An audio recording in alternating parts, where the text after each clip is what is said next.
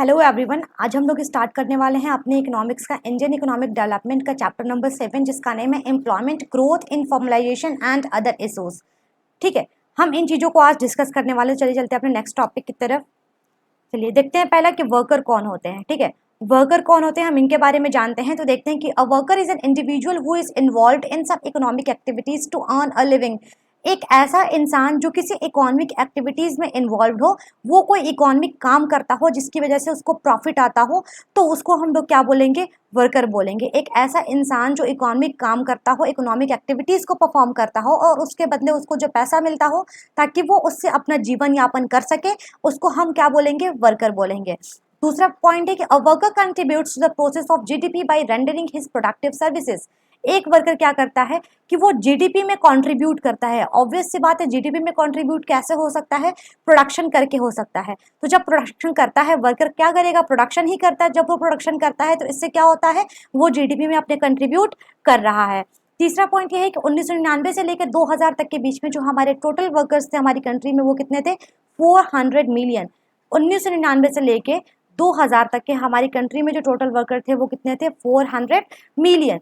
लेकिन नेक्स्ट है कि 70% of the workers are male. अभी भी जो हमारे यहाँ जेंडर इनइक्वालिटीज को हम लोग देखें तो वहाँ पे अभी भी प्रिवेल करता है, इस सेक्टर्स में प्रिवेल करता है कि हमारे यहाँ जो है अभी भी जो है बहुत ज़्यादा जो है मेल डोमिनेटिंग सोसाइटी है, कि अभी भी हमारे यहाँ 70% जो वर्कर्स हैं वो मेल हैं और बाकी जो 30% है वो फीमेल हैं।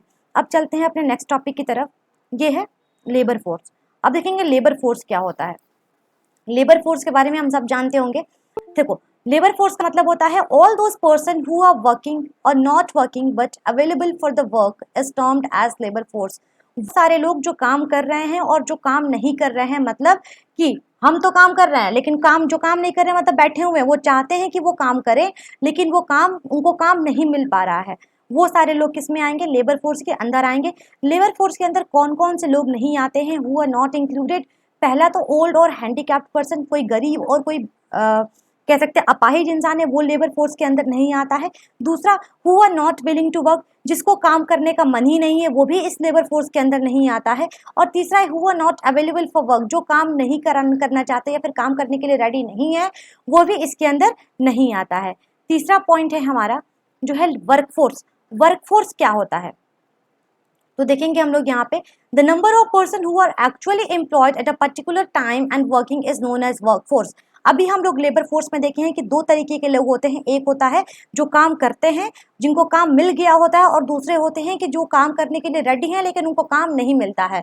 तो लेबर फोर्स का वो वाला पार्ट जिनको काम मिल गया होता है, ठीक है, जो काम कर रहे होते हैं एक्चुअल टाइम पे, उसको हम लोग कहते हैं वर्क फोर्स। ठीक है, the number of person who are actually employed at a particular time and working is known as workforce.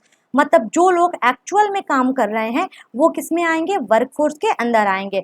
इसमें देखते हैं वर्कफोर्स में अनएम्प्लॉयमेंट कैसे निकाला। यहाँ पे अनएम्प्लॉयमेंट इज इक्वल टू होगा, यहाँ पे गलती सिर्फ एक ही डैश है। अनएम्प्लॉयमेंट हम लोग कितने लोग अनएम्प्लॉयड है कैसे निकाल सकते हैं? जो टोटल लोग हैं, जिसमें काम करने वाले भी हैं और काम करने वाले नहीं भी है, जो टोटल लोग हैं उसमें से सिर्फ काम करने वाले लोगों को माइनस करिए, ये रहे हमारे टोटल लोग, इसमें से आप सिर्फ काम करने वाले लोगों को माइनस करिए, तो हमारा जो है अनएम्प्लॉयमेंट निकल आएगा। मतलब वो लोग निकल के आ जाएंगे जिनको काम नहीं मिला है। ठीक है, अब चलते हैं अपने नेक्स्ट टॉपिक की तरफ।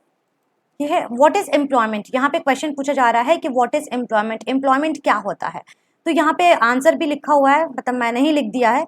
देखिए कि employment is an opportunity from which a person earns a means of livelihood.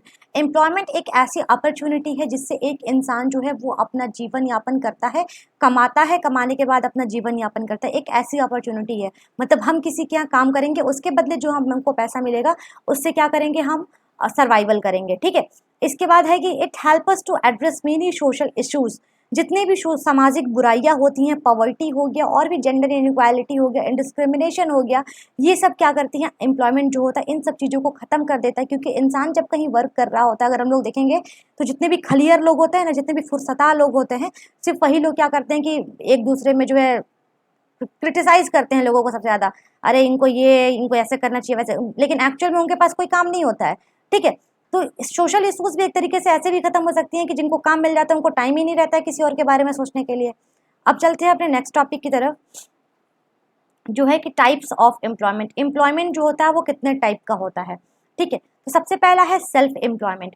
Self employment क्या होता है? When a worker uses its own resources for earning is known as self employment.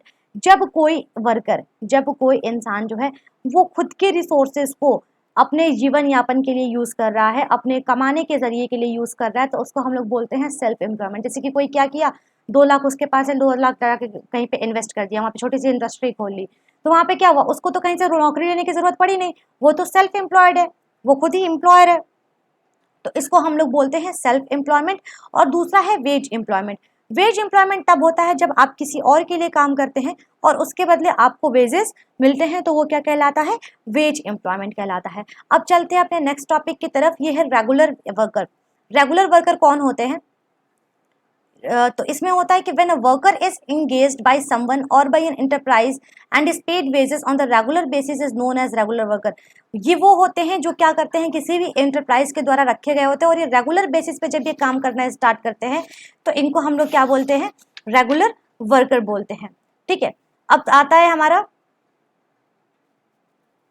Casual worker. Casual worker के अंदर 2 चीजें होती हैं। Casual worker वो होते हैं जो कभी कदार काम करने के लिए आते हैं, इनको हम लोग क्या बोलते हैं, कैजुअल वर्कर। ठीक है, तो देखिए ये रेगुलर वर्कर और जो कैजुअल वर्कर है ना, ये हमारा वेज एम्प्लॉयमेंट का टाइप है, मतलब कि आओ काम करो पैसा लो। तो देखिए वेज एम्प्लॉयमेंट में क्या होता है, आप जा रहे हैं, आप काम कर रहे हैं और आपको पैसे मिल रहे हैं। तो इसमें 2 तरीके से, कोई रेगुलर बेसिस पे भी जाता होगा, कोई कैजुअल बेसिस पे भी जाता होगा, कोई रेगुलर बेसिस पे जाता होगा, कोई कभी कभी जाता होगा। ठीक है, समझ में आ गई बात। अब चलते हैं अपने नेक्स्ट टॉपिक की तरफ। ये है distribution of employment in different sector. अलग अलग सेक्टर्स में जो है एम्प्लॉयमेंट कैसे है, ठीक है, इनके बारे में हम लोग जानते हैं। तो सबसे पहले हमारा आता है प्राइमरी सेक्टर। प्राइमरी सेक्टर में लोग कहाँ कहाँ एंगेज हो सकते हैं, एग्रीकल्चर में, खेती बाड़ी के काम में, माइनिंग, क्वायरिंग, तेल वेल या फिर खदान वदान में जो है काम कर सकते हैं। सेकेंडरी सेक्टर में आता है manufacturing sector, electricity sector, gas and water supply, ये आता है। और तीसरे सेक्टर में आता है हमारा टर्शियरी सेक्टर में आता है ट्रेड, ट्रांसपोर्ट एंड स्टोरेज, ये हमारे थर्ड सेक्टर में आता है। चलिए अब यहाँ तक कि हमारा रहा चैप्टर, इसमें भी कुछ और के टॉपिक बाकी है जो हम लोग डिस्कस करने वाले हैं। तब तक के लिए थैंक यू सो मच।